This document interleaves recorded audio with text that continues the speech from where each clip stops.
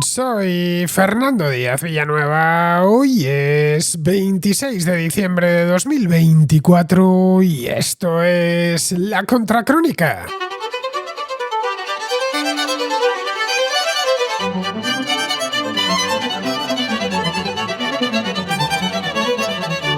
En 2023 la inteligencia artificial experimentó un crecimiento exponencial, pero ha sido en 2024 cuando se han empezado a promulgar las primeras regulaciones. Este año el gobierno estadounidense se ha puesto con la compleja tarea de regular una tecnología que promete mucho, pero que está dando sus primeros pasos. A finales de octubre, una orden ejecutiva firmada por Joe Biden definía los objetivos con respecto a la inteligencia artificial en lo relativo a la seguridad nacional. Pero es en la Unión Europea donde se ha llegado más lejos. En verano, el Parlamento Europeo convirtió su regulación de inteligencia artificial en ley, estableciendo un marco jurídico que entrará en vigor a lo largo de los 2 próximos años.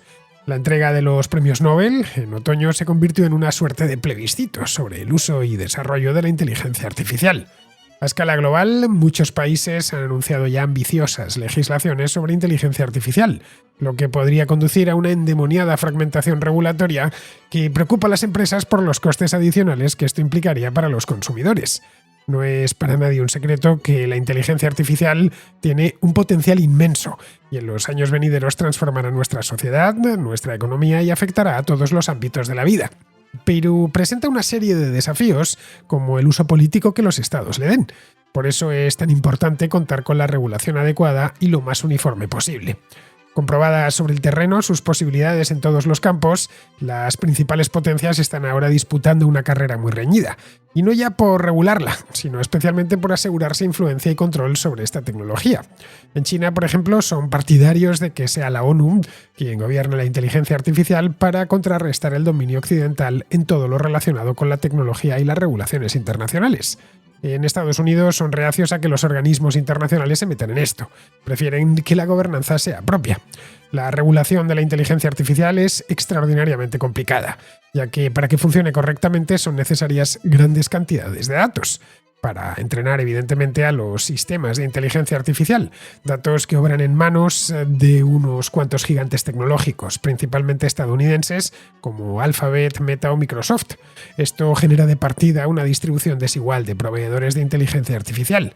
La mayor parte de modelos se encuentran en la costa estadounidense del Pacífico, pero sus usuarios están dispersos por todo el planeta.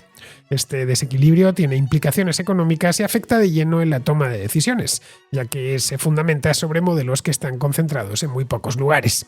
La gobernanza de la inteligencia artificial traerá la creación de nuevas instituciones y la competencia entre ellas, más las que ya existen, por supuesto, desde reguladores antimonopolio hasta tribunales que se declaran competentes para casos de propiedad intelectual. La diversidad regulatoria, aunque costosa e ineficiente, es para muchos analistas necesaria en esta fase de incertidumbre inicial, ya que permitirá experimentar con diferentes perspectivas regulatorias y aprender de ellas. Pero eso no puede durar eternamente.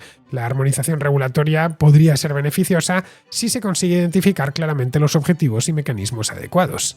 La necesidad de aprender de la experimentación es importante, pero las instituciones actuales, diseñadas para armonizar más que para innovar, podrían no ser las más idóneas para facilitar este proceso.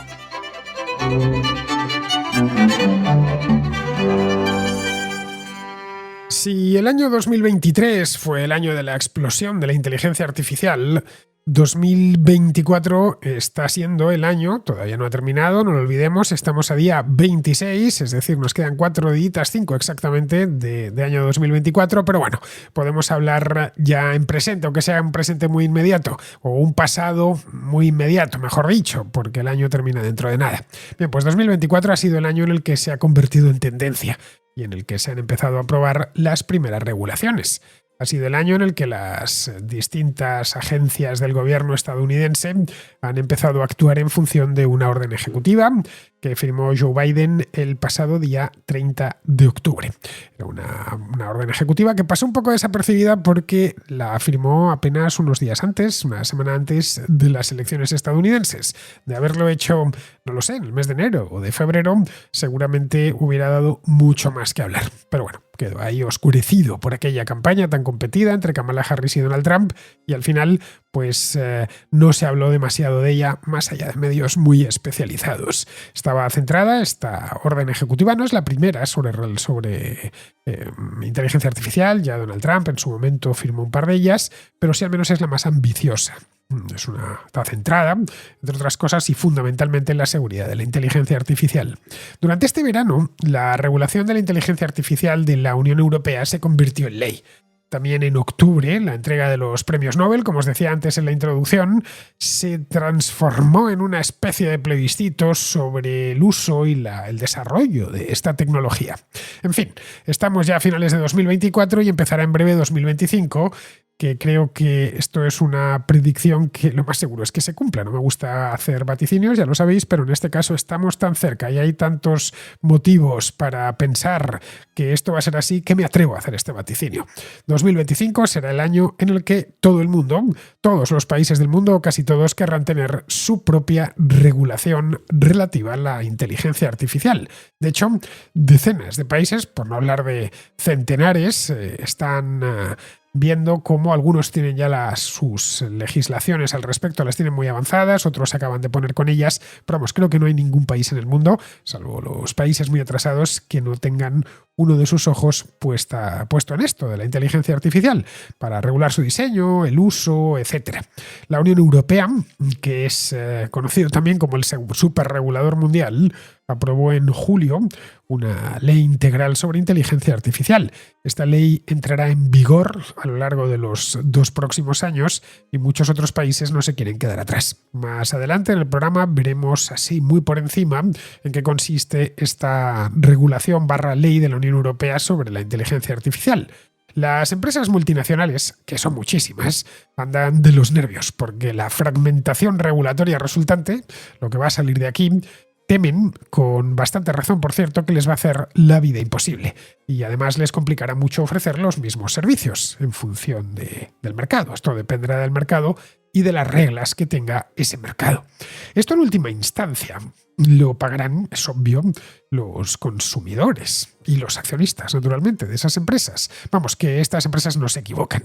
La diversidad regulatoria, no ya en la inteligencia artificial, sino en cualquier otro producto o cualquier otro servicio, implica mayores costes de transacción y, por lo tanto, peores servicios y menores beneficios para los dueños de las empresas.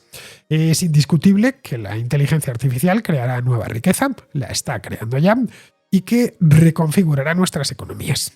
Tal vez incluso, esto quizá ya sea pasarme de profeta, pero es posible que termine reconfigurando muchas cosas en nuestra sociedad, es decir, la sociedad tal y como la conocemos en nuestro tiempo. Por eso es comprensible que los reguladores de todos los países quieran participar y meter la cuchara. Son políticos, no lo olvidemos. Para muchos países, especialmente aquellos poderes emergentes como la China o la India, la forma en la que se ha regulado otras cosas, otros servicios importantes de última tecnología o de tecnología avanzada, llamémoslo así, como es el caso de Internet, esto se reguló hace apenas unas décadas, pues le sirve como advertencia para que no vuelva a suceder lo mismo. En un principio, las principales tareas de gobierno de Internet, es decir, la gestión de los números IP o los nombres de dominio, estaban en manos de Estados Unidos. Cuando Internet ya se convirtió en un fenómeno global por todo el mundo, pues esto se volvió insostenible. Pero esas tareas no fueron asumidas por una entidad de las Naciones Unidas o, qué sé yo, la Unión Internacional de Telecomunicaciones, por ejemplo, sino por una corporación para la asignación de nombres y números. Esta corporación se llama ICANN, ICANN con doble N al final. Es una organización sin ánimo de lucro cuya sede se encuentra en el estado de California y se creó específicamente para este fin. Y luego ha atravesado una serie de cambios en sus regímenes de gobierno interno o de gestión interna.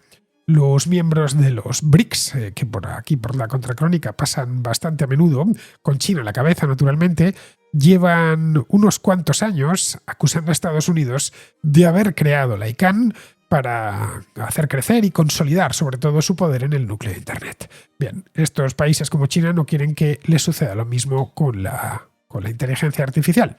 En una de las reuniones internacionales que se celebraron sobre el tema este de la Internet, de la ICANN, la Unión Europea intentó que la ICANN se internacionalizase. Pero Estados Unidos se alió con China y Rusia precisamente para hundir aquella propuesta. Para explicar la oposición de los sucesivos gobiernos estadounidenses a esto hay que antes meter la cabeza en esto de forma realista.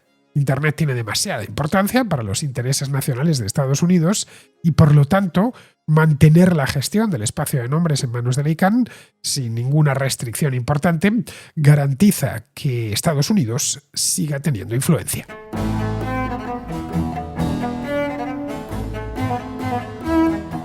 Ahora que la inteligencia artificial ha aparecido en nuestras vidas y se ha convertido en la protagonista indiscutible, los distintos gobiernos del mundo pues son muy conscientes de que ha llegado el momento de asegurarse cierto poder y cierta influencia mediante la supervisión de esta tecnología. El resultado no es una simple carrera por la regulación, que también, sino que están en juego asuntos algo más complejos. Por ejemplo, la propuesta de China de que esta gobernanza o este gobierno de la inteligencia artificial tiene que ser algo que venga directamente de la ONU, pues se ve porque es un intento de contrarrestar el actual dominio occidental, tanto en la tecnología propiamente dicha, inteligencia artificial, como en su regulación. De esto en Washington no quieren ni oír hablar, ni que se lo menten. No desean involucrar a organizaciones internacionales en esto, ya que ellos no tienen el control directo de esas organizaciones. Prefieren que esto se haga en casa. La regulación de la inteligencia artificial se hace más importante y más difícil debido a la forma en que funcionan las principales características de esta tecnología y a todo el panorama comercial que se deriva de ello. El entrenamiento de la inteligencia artificial es un tema de la IA que hemos tratado muchas veces aquí, que he tratado yo y con invitados. Francisco, como bien sabéis, ha estado en alguna ocasión conmigo. Ya más o menos el contraescucha medio sabe cómo funciona esto. Los modelos hay que entrenarlos. Estos modelos requieren una gran cantidad de datos. Una cantidad ingente, de hecho. Más de lo que siquiera podamos imaginar. Esos datos están en pocos lugares. En principio, se puede entrenar a un modelo de inteligencia artificial con datos extraídos de Internet, a los que se puede, como están en Internet, en acceso libre, pues se puede acceder libremente. Pero eso tiene un riesgo. El de demandas penales por derechos de autor y el de vulneración de la privacidad. Y esto puede derivar en pleitos caros y complicados.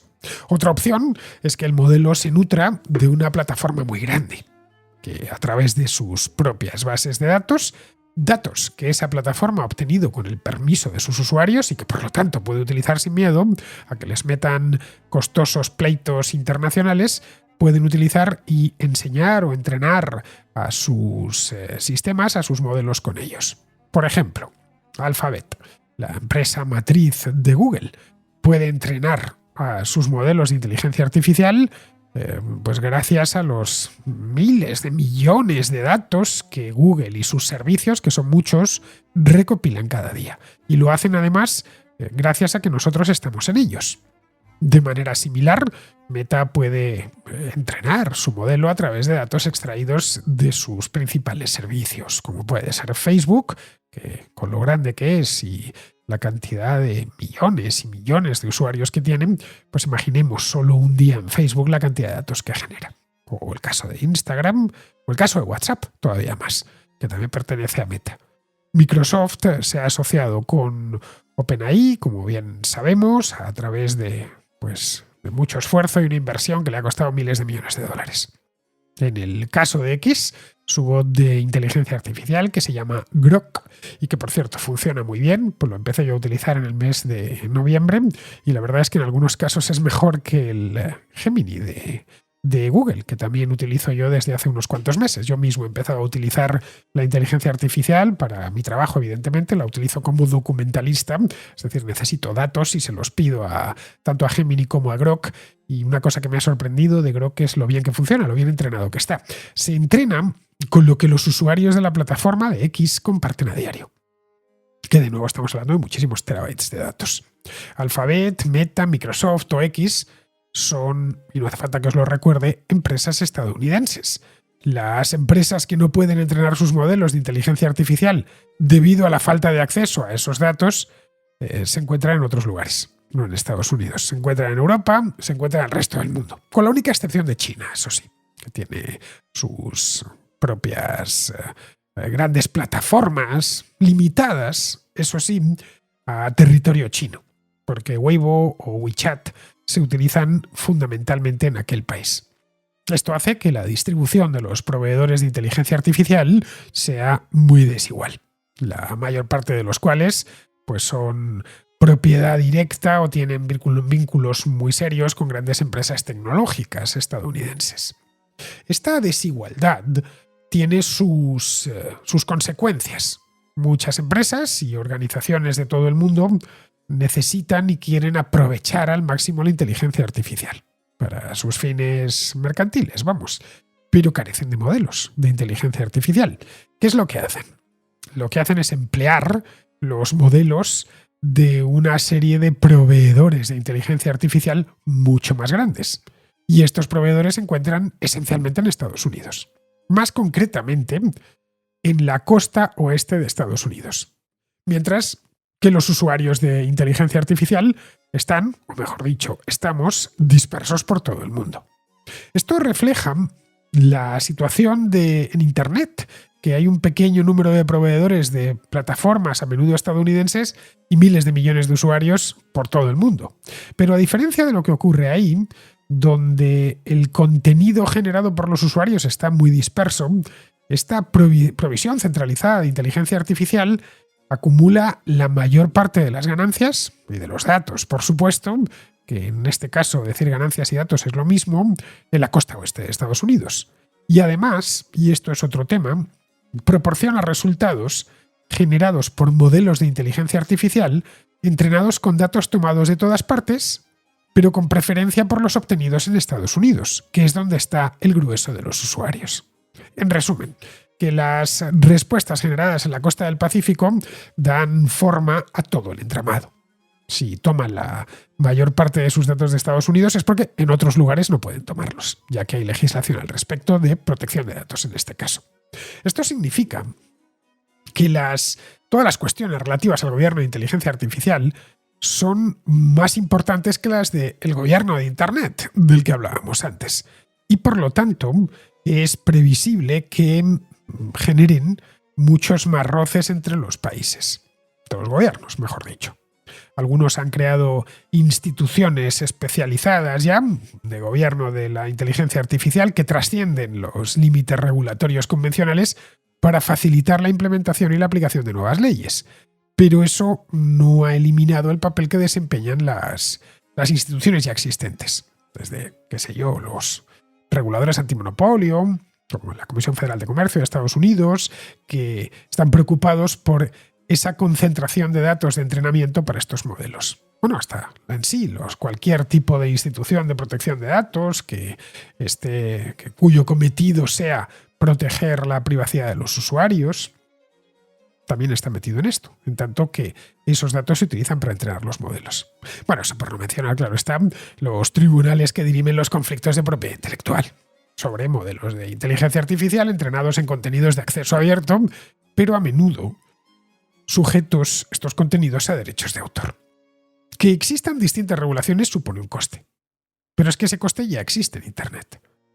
Las empresas y los usuarios individuales debemos cumplir una gran cantidad de reglas, que las cumplimos, aunque a veces no nos demos cuenta, pero nos vemos obligados a cumplirla, cada vez que nuestras actividades cruzan límites jurisdiccionales. Eso sucede continuamente porque no existe la misma regulación de datos en Europa que en otras partes, o en Estados Unidos que en otras partes, o en Canadá que en otras partes, o en Brasil que en otras partes. Los costes de transacción resultantes son elevados, lo que lleva a precios más altos y a una menor calidad de servicio. Un régimen regulatorio homogéneo permite a las empresas hacer economías de escala. Esa es una de las razones por las cuales en grandes mercados bien integrados, como es multinacionales, quiero decir, como es el caso de la Unión Europea, una de las primeras cosas, a veces casi la única que hacen, es regular. Habida cuenta de la importancia de la gran cantidad de datos que se emplean para realizar estos entrenamientos y el hecho de que entrenar un modelo de inteligencia artificial es costoso, pero consultarlo es barato. Yo tengo abierto aquí en la pantalla que está a mi izquierda, abierto la página de Gemini y la otra pestaña es la de Grok. Puedo consultar lo que me venga en gana. Preparando este programa le he hecho un montón de consultas. A coste cero. Bueno, cero no porque pago ambos servicios, pero realmente por la cantidad de consultas que le hago al mes tiende a cero cada una de las consultas. Las economías de escala son muy beneficiosas para los servicios de inteligencia artificial. Luego, lo ideal en principio sería reducir esa variedad regulatoria, armonizar reglas y ganar así en eficiencia.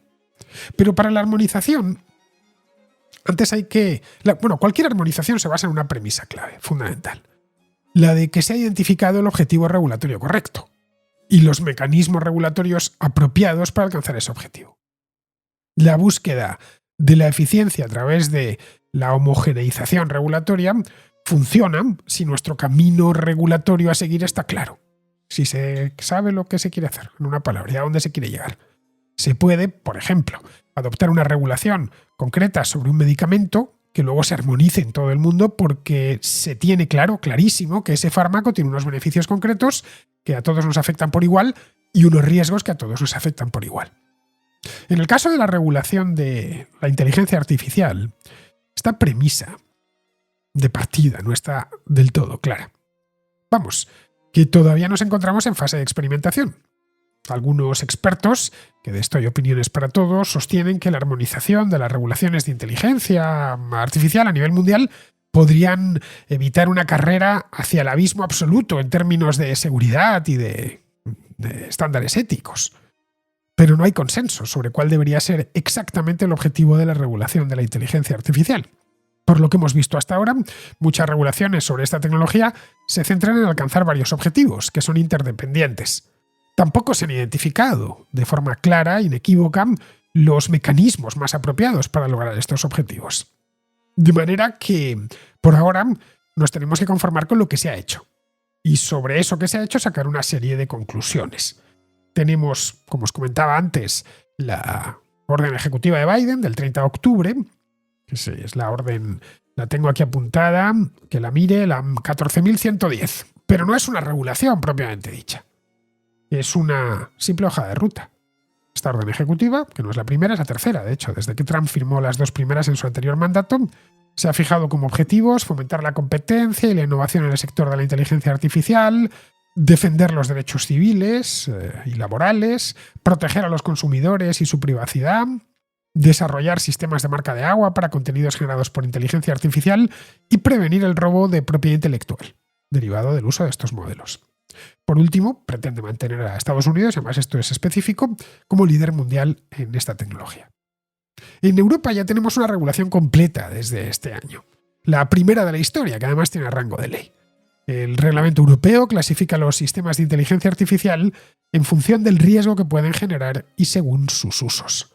Establece 3 niveles de riesgo para los sistemas y uno específico para los sistemas de uso general. El primer nivel de riesgo sería lo que han dado en llamar riesgo inadmisible. Esta categoría engloba un conjunto muy limitado de prácticas de inteligencia artificial, que las consideran especialmente nocivas y dicen que se oponen a los valores fundacionales de la Unión Europea porque vulneran derechos y por lo tanto quedan prohibidas.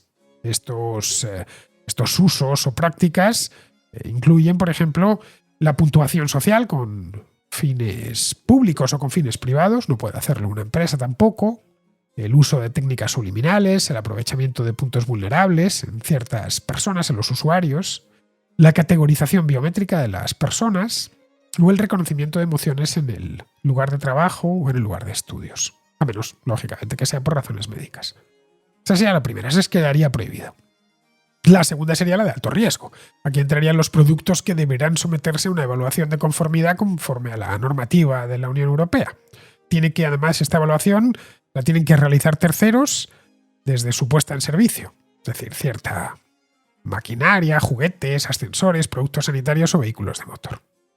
También entrarían aquí una serie de servicios que se meten en el ámbito privado, como pueden ser los seguros de vida o de salud, la clasificación crediticia de los clientes de los bancos, la selección de personal, que puede aplicarse la inteligencia artificial a la perfección, y la última sería la de riesgo bajo.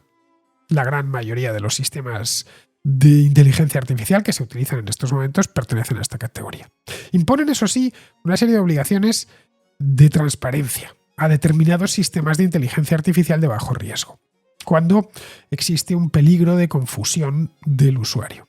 Por ejemplo, mediante el uso de robots conversacionales, como estos que tengo yo aquí en la pantalla de mi izquierda, o cuando si se hacen uso de técnicas de suplantación.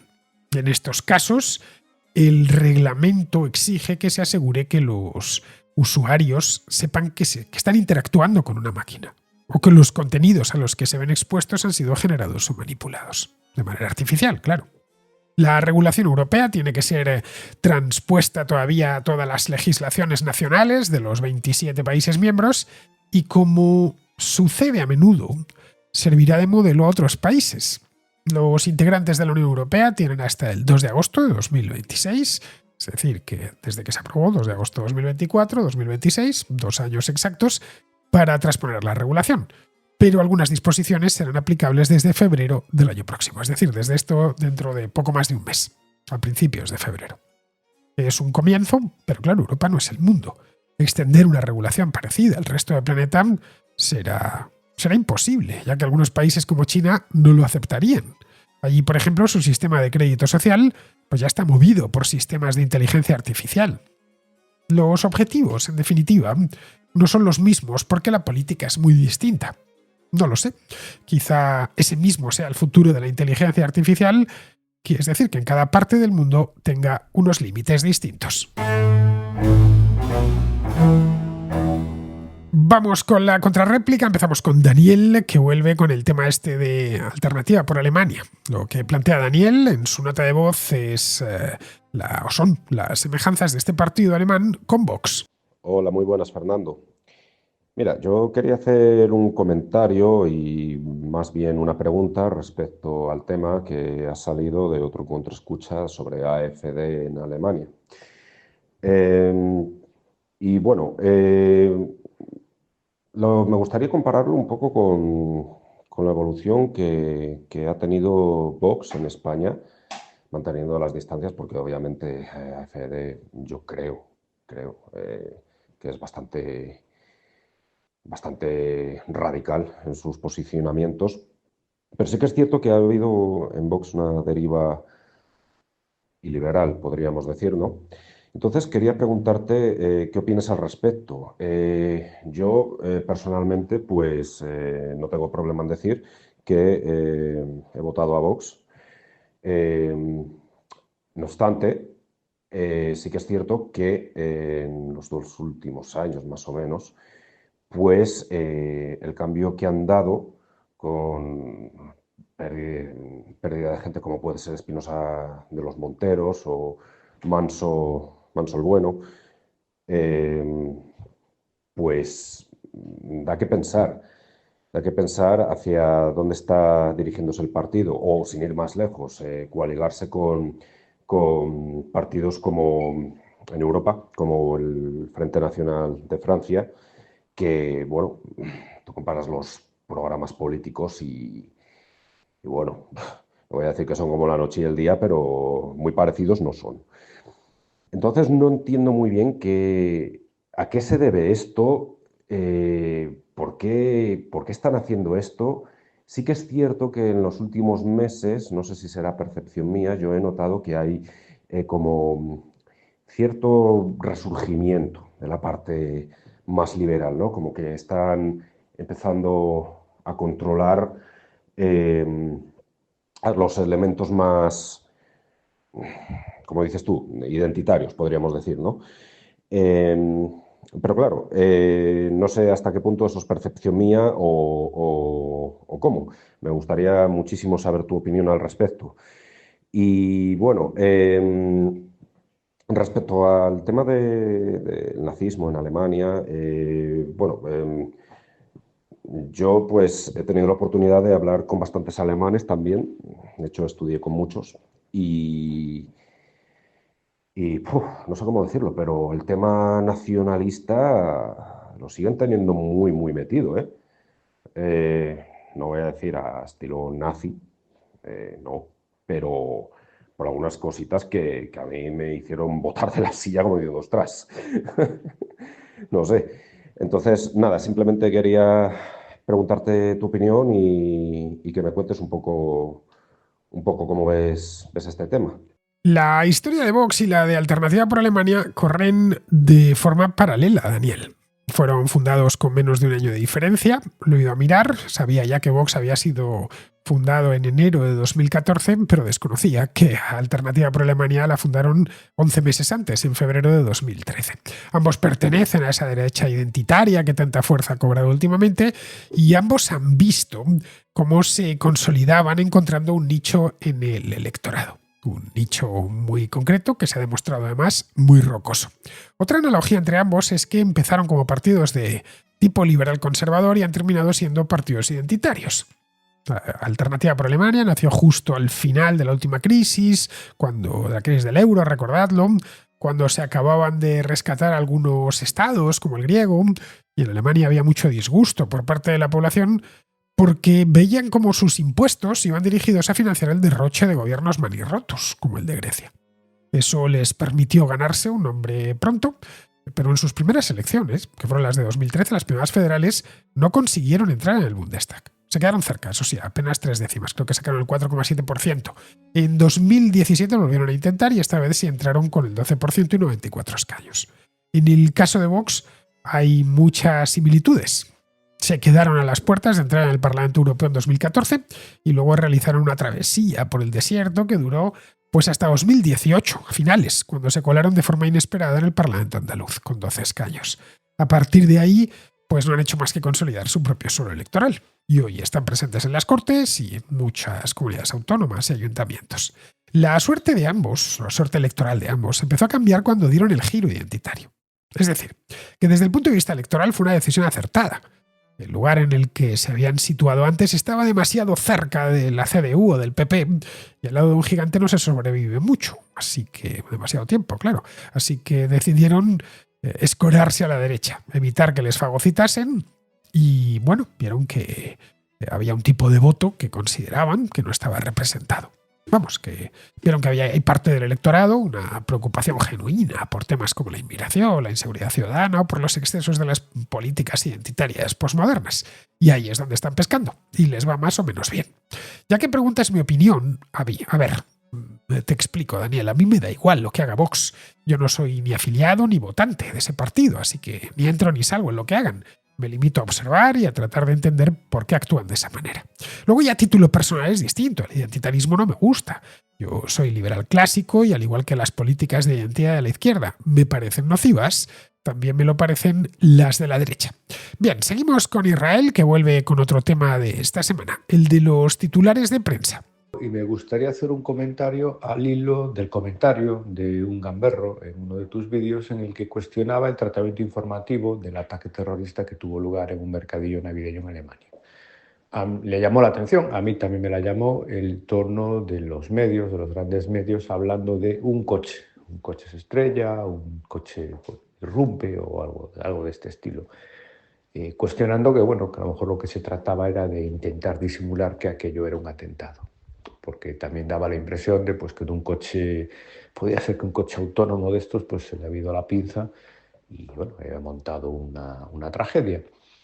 Tú le contestas muy amablemente, le razonas que bueno, que en función de las noticias, de no sé qué, no sé cuánto, pues bueno, que ese titular en esos términos podría estar justificado. Yo me temo que en este caso estoy del lado del señor. ¿Por qué? Pues porque hay una cosa llamada antecedentes y de cómo los tratamientos informativos de los medios, como él dice el señor, las palabras importan, de los últimos años de los grandes medios de comunicación, nos dicen que utilizan los titulares para sesgar la información o dirigirla de alguna forma.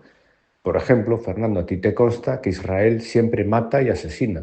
En cambio, los israelíes fallecen. El tratamiento informativo, pues cuando se produce la tragedia de que un progenitor mata a sus propios hijos para fastidiar a su expareja, bueno, los titulares son muy distintos si es la madre o si es el padre. Por ejemplo, también recuerdo de esas noticias cuando el asesino hay un atentado, un acto violento, bueno, y no interesa darle demasiada relevancia, siempre se usa la fórmula, se desconocen los motivos, en cuestión de horas se hace una evaluación psiquiátrica, podría tener problemas mentales. Sin embargo, si el protagonista de un hecho violento hay indicios de que es un poquitín fascista, bueno, en cuestión de horas, sino de minutos, se le hace el traje completo. Yo recuerdo que tuve un intercambio de opiniones de este tenor cuando me quejaba de que cuando, pues yo qué sé, los separatistas o la extrema izquierda ataca un acto electoral de un partido que no les gusta, una conferencia que no les gusta, los medios titulaban incidentes, para no decir un ataque. Decías tú que no, que bueno, realmente es un incidente y tal. Eso sí, también recuerdo que en un programa una amable comunicante se refirió a la guerra de Ucrania como un conflicto. Pero tú ahí enseguida le corregiste, no, perdone señora, no es un conflicto, es una invasión. Entonces las palabras importan y fuera de las teorías periodísticas, la información que se dispone, de cómo se pone, los titulares de las grandes agencias, los titulares de los grandes medios de comunicación son tendenciosos, tienden a dirigir la opinión en una determinada dirección, dan una información, ocultan otra, siempre con los mismos patrones, y bueno, pues se dice y no pasa nada. El tema del titular de Magdeburgo ya lo comenté el otro día. Titular: un coche atropella a una multitud en Magdeburgo. Pues está bien titulado si todo lo que sabes es eso, que un coche atropella a una multitud en un mercadillo navideño de Magdeburgo. En el momento en el que aparecieron esas noticias, poco más se sabía al respecto. Podías, evidentemente, ponerte a especular, y con los titulares no se debe especular, entre otras cosas porque corres el riesgo de dar una información que luego se demuestre falsa y hacer el ridículo. Y ahora es más tarde, conforme llegó más información desde Alemania, pues se enriquecieron las noticias y cambiaron los titulares. Respecto a esto que comentas de que los periódicos editorializan con los titulares, pues sí, es algo completamente cierto. Se editorializa desde el principio que te pones a escribir. Se editorializa escogiendo el verbo y los sustantivos.